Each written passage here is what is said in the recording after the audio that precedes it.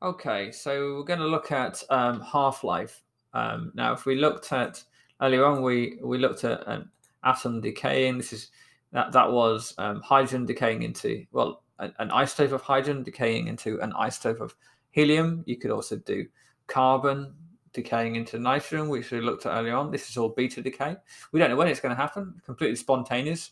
By the time it gets to this point here, the half-life, what that means is there's a 50% chance it would have decayed by then, but it doesn't mean that it definitely will have. If I flip a coin, there's a 50% chance I'm going to get heads, but it doesn't mean that after two coins or whatever, I'm going to get heads. So we got the first one decayed here, the second one decayed here. If I did this lots and lots and lots of times, on average, half would have decayed. Well, no, on average, half of them would have decayed by this point. Okay, but we need to do lots of them to really get a good average. So we'll go to the multiple atoms and we'll pause it first and we'll just start adding a bunch of them. So that's as many as we got. We've got 100. Over here, we've got a pie chart which shows how many there are. And when I press play, we should find that 50% of them roughly would have decayed by this point. So I'll press play and should start. Oops. Let's do that again. There you go. They've started decaying. Okay. And looks like the animation is struggling a little bit. They've just upgraded the animation, so they're it's obviously struggling with all these different things decaying at the same time. You can actually download this, and it's a lot quicker. But I imagine they'll work on this, and it'll get better. So, anyway, happening a little bit. No. So this kind of thing here looks very, very similar to another kind of thing that gets taught in the same topic. It's called fission, and in fission, you'll something. Well, you basically is the difference with fission is that you're making it happen, and the way that you're making it happen is by giving it a neutron, and then that neutron causes the atom to basically break up, and it breaks up not just like this by producing a small thing and so on. It breaks in half, and 3 other neutrons actually get broken, come off it, and those 3 neutrons can cause other things to decay. In this case, these aren't neutrons; these are electrons. These are beta particles, which are electrons anyway, and they don't affect whether or not something else decays. It's any one of these decays completely of its own accord. It's completely spontaneous, random. There's no way of knowing when it's going to happen. There's no way of affecting when it's going to happen. So all we can do is predict that half of them, fairly accurately predict that half of them would have decayed by the time it gets to its half-life. So, and of course, as you can see, there's not much activity happening now, because there's not much around to decay. So at the beginning, when there was lots to decay, there was lots of activity. So if I reset it now, once it loads and so on, you'll get quite a lot of radiation being given off. Remember, the radiation is the beta decay, or the alpha decay, or the gamma decay. But you'll get a lot of radiation being given off at the beginning because there's a lot of stuff to give it off. So you have this kind of graph. I'll draw what the graph would look like. If we imagine a graph of atoms against time, if we imagine that time along the bottom axis and then the number of atoms along the side axes, it would start off at a particular point and then drop off sharply, and then start to drop off less and less, more and more gradually. So and that's the amount of atoms. But we can also think of the same graph, exactly the same graph, would look if we were measuring the amount of activity, as in like how much radiation am I detecting? And again, at the beginning, it's going to be quite high, and it's going to drop off, and then drop off more slowly. So the half-life is going to be how long it takes to go from whatever amount it was to start off with to half of that amount. So if that was 50%, then this amount here, from here to there, would be the half-life. Now, if I take another half-life, then it's going to drop. It's going to drop again, but it's going to drop to a quarter this time because it was already at a half. So it should drop to a quarter.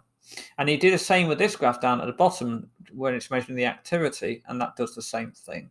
So the activity will half after every half-life.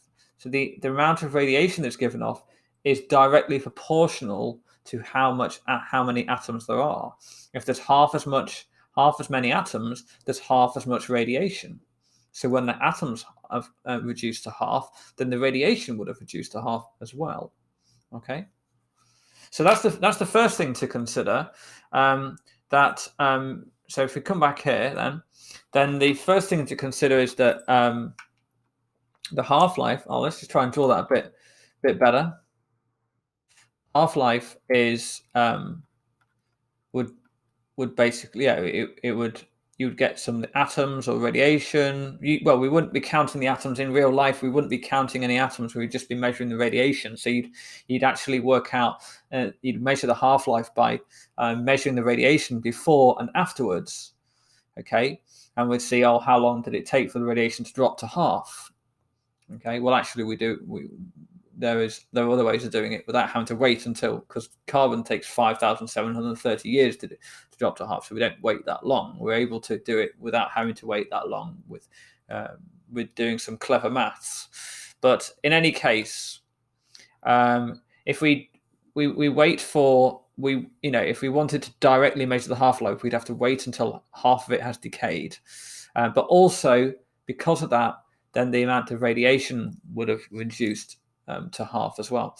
Now, so you would have thought then that this graph would eventually just gradually get really, really close to zero, right? Eventually, until you got one atom left, and then that one would decay, right? But then what happens is you get a graph, and it doesn't look like that. It looks like this actually.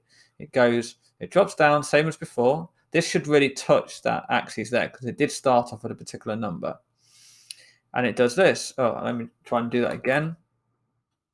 Drops off steeply, and then it levels off above zero. So it never touches zero. Well, it wouldn't touch zero anyway, really, because it's like, when is that final atom going to decay? But more to the point, it actually levels off much higher than zero. And the reason for that is because, as well as the stuff that you're measuring that has that's been, that's slowly reducing, that's running out of atoms, that might be reducing to half and so on. But remember, as well as that, you're also measuring some background radiation. So all this stuff up here, this is the extra bit of radiation that is being that's been produced by the radioactive source that you're measuring. Maybe you've got something radioactive that you're investigating. That will be this bit here, but this bit underneath, that will be just background radiation. So you would need to subtract that amount. You would need to know, what is the background radiation where I am at the moment? And if I'm going to measure the radiation of something else, I need to subtract the background radiation to get the accurate measure of what that radiation is. So even if there's nothing around you that you think, well, actually there is always something around you that is radioactive, which is why we have background radiation. So there's a lot of different, so background radiation comes from a lot of different places. And I'll get a little pie chart to show them. Bananas are radioactive, yes. So are Brazil nuts. So are lots and lots of things. So you can Google it, and it's not. Well, probably I am radioactive. Probably you are radioactive. Probably the walls in your house are radioactive. So this doesn't mean like, oh my God, we're all in a load of danger. Like, we need to do something about this. We're not going to decay. We're not going to get what you meant, and we need to look at this next. Right? What is ionizing and so on?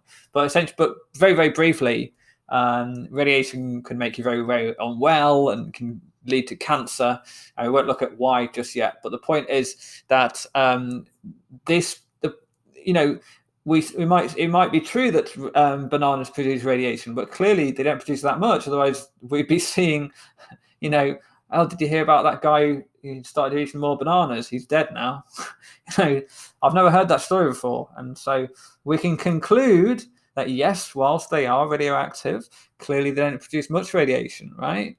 And there was actually an exam question about this where they said they wanted to make people feel more secure in hospitals. So they said that well, let me get a graph. So these are some of the ways you can get it, and it doesn't actually include the hospital in there. But there was a hospital that wanted to. This is in the exam question. There was a hospital that wanted to make people feel more calm about the radiation that's produced by the hospital and by the X-rays in the hospital. So they want, maybe the people were worried about sitting in the waiting room and thinking, "Oh, I'm going to get radiation poisoning, but I'm sitting in the waiting room, or it's not good for you," and so on and so forth.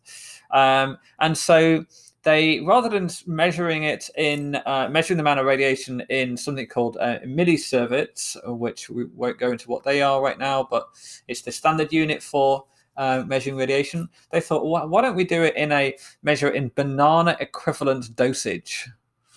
Now, what that means is how many bananas are you? If you're sitting in this waiting room for half an hour, how many bananas is that equivalent to eating? If it's equivalent to eating like 8,000 million bananas and getting the radiation from that many bananas, then you could probably be a little bit concerned. But if it's something like, oh, it's like having 2 bananas a week, then you'd be like, oh, right, so the waiting room's safe. Whereas if you said, oh, it's 50 millisieverts, then sieverts. That's how you said it, millisieverts. If you said that, then people were going, well, what the hell is a millisievert? So that was really the answer to the question, in fact.